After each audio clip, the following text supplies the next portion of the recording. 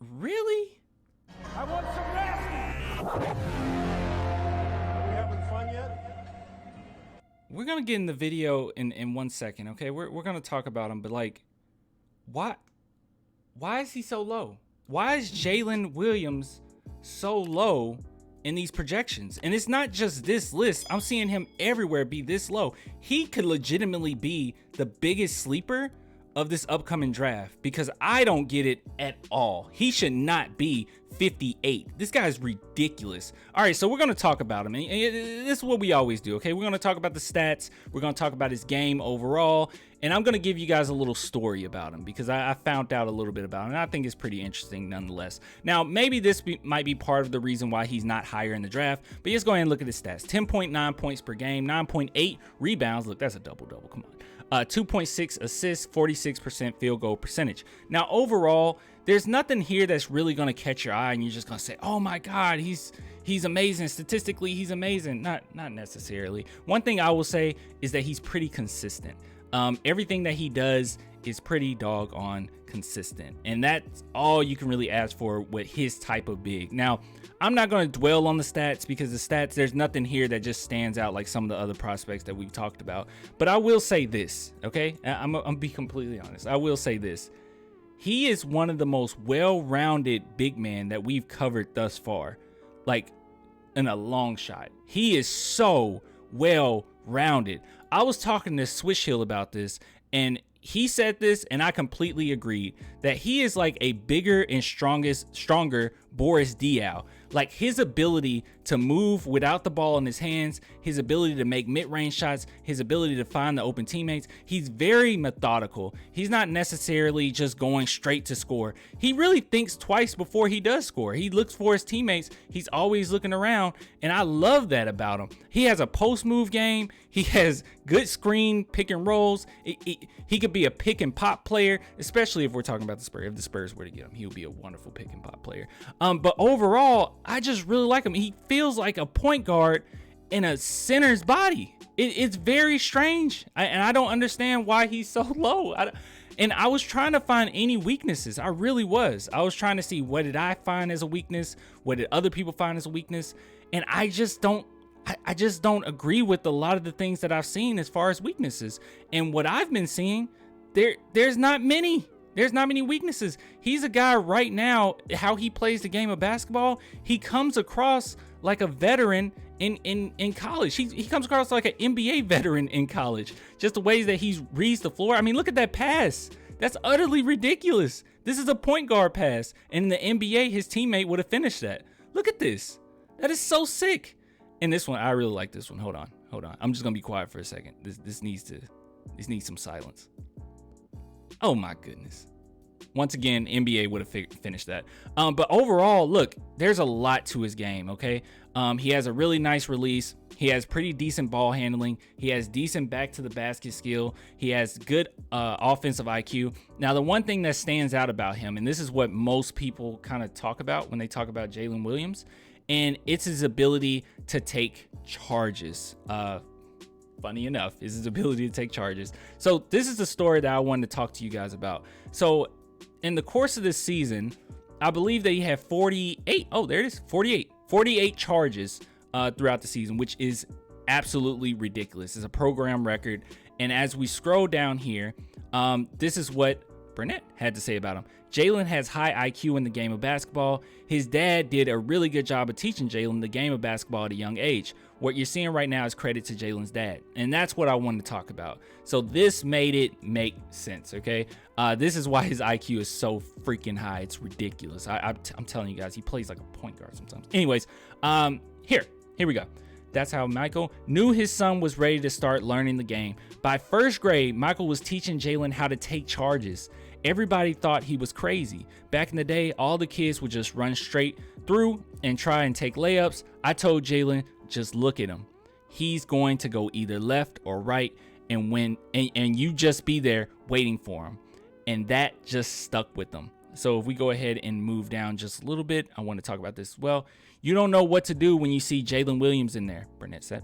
I know every coach that plays Arkansas has to talk about making sure when you attack the basket, come to a jump stop, because Jaylin Williams will take the charge on you. He's part of that game plan. That is what you want, bro, because anything that he might be lacking, anything that he might be coming short on, because I don't think he's fairly athletic for his size, but I don't think he's super athletic necessarily. He doesn't have a crazy great first step, and maybe that's part of the reason why he's so down in draft. I don't know. There's no excuse.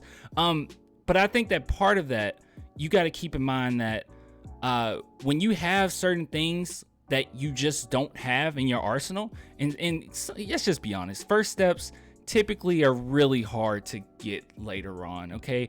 Speed, agility, things like that, it's just so hard. Athleticism, you're not gonna get that much more athletic, right? I mean, sometimes you just know in college how athletic a guy is gonna be. So when it comes to Williams, I think that him having the ability to take charges, him having the ability to have high basketball IQ, just puts him above some of the rest. He's gonna be a guy that I could see going to the NBA and basically outsmart other bigs, even if they're more talented necessarily.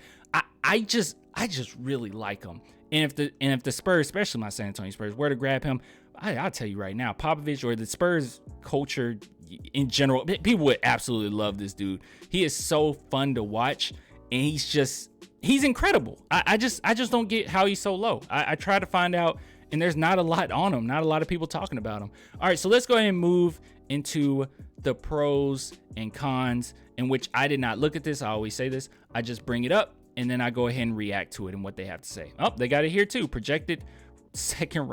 I don't get it. Whatever. All right, pros. Solid low post scorer. Yes. Decent scorer off the dribble. Yes. Adequate shooter for a big man. Has stretch big potential. Yeah. Hold on. I actually didn't look at this. Okay, his 3-point percentage is not beautiful, but then again, he barely takes them. Yeah, that's where that potential comes in, because he only takes about 2 a game. Okay, that's fine. So don't look at his 3-point percentage. Anyways, adequate shooter for a big man. Excels at scoring on off-ball motion play. I say that by everybody. Decent playmaker, dude. He's a phenomenal playmaker. Good rebounder. Adequate defender. Adept at drawing charges. Yes. Above average athlete. It's like a perfect big man. I don't know. Anyways, cons. Needs to improve his shooting. Sure. Can be prone to hoisting up questionable shots. I haven't seen a lot of it, but then again, like I said, I try to look into this as much as I can, and there's not a lot of people talking about it. Unselfish to a fault.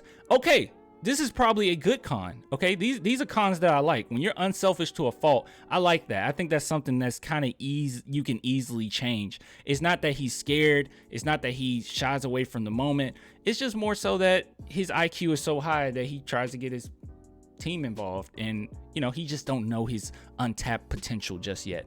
Can be careless on offense, which can lead to turnovers. Let's see. I guess 1.8. I mean, he's averaging 1.8 turnovers per game. Ball in his hand. Excuse me. I'm sorry. I'm so immature. The ball is in his hands a lot of the times. So 1.8. I mean, I don't know. I don't know. I could be wrong. If you guys know, please let us know.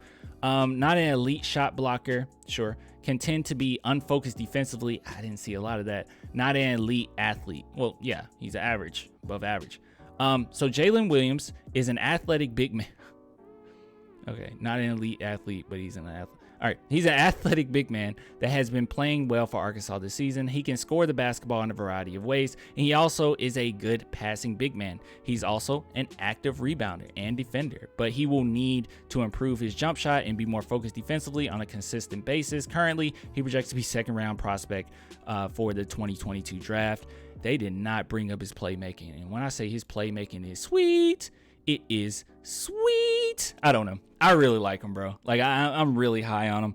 And I know that this is me. I get my favorites and I get a little bit overly excited, but this is a guy that, look, if anybody's getting him, if you're getting him in the draft, you are a lucky team. Okay. You are a lucky fan, because I think that he's going to be something serious, and at the very least be a very good core big for a pretty good team.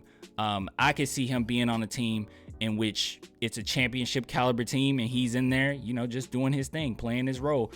getting other people involved. But overall, man, his IQ is going to keep him in the league for a while. And that's just how I feel about it. And maybe it's just my Spurs mind's thinking. Maybe I'm just thinking about the 2014 Spurs. But this guy right here, I like him, bro. I like him. There's even his flaws are not a flaw to me. I mean, come on, bro. Unselfish to a fault. I'm okay with that. All right, but you guys let me know what you think, because I'm gushing over him. You know, if anybody has anything else to say about it. Oh, wait. There's more. There's one thing I forgot to bring up. And this is just be like a little extra add-on, because I just found this weird. I don't know. These things are always weird to me. So this is a post in which he was getting cupping therapy. So if you don't know what that is, don't worry. I didn't know what this is, what this was either. But here's the original post by Ashton Hod's Massage. I don't know. She's just praising all his charges and just saying that he needs this therapy to keep his back and arms loose. So I looked up cupping therapy, which I've seen it before. Like, I'm not gonna lie, I've seen these little things before. I just never knew how it works. So yeah, let's just learn a little bit. So I looked it up. This is cool, but it's like weird. Cupping therapy is an ancient form of alternative medicine in which a therapist puts special cups on your skin for a few minutes to create suction. People get it for many purposes, including help with pain, and I guess a lot of pain if he's taking all those charges, inflammation, blood flow, relaxation, and well-being, and as a type of deep tissue massage. Now, let's scroll down. And this is what I found the most interesting. I was like, really? During both types of cupping, your therapist will put a flammable substance such as alcohol, herbs, or paper in a cup and set it on fire. As the fire goes out, they put the cup upside down on your skin. As the air inside the cup cools, it creates a vacuum. This causes your skin to rise and redden. As your blood vessels expand, the cup is generally left in place for up to 3 minutes. That's something. And apparently he gets it a lot. So that, I don't know how many NBA players does this, but it's interesting. It's interesting. But anyways, I'll get with you guys later, man. If you want to support the channel, as always, I always say, yeah, just head on over to my channel, hit that join button, or Patreon or whatever, $2 per month. Deuces.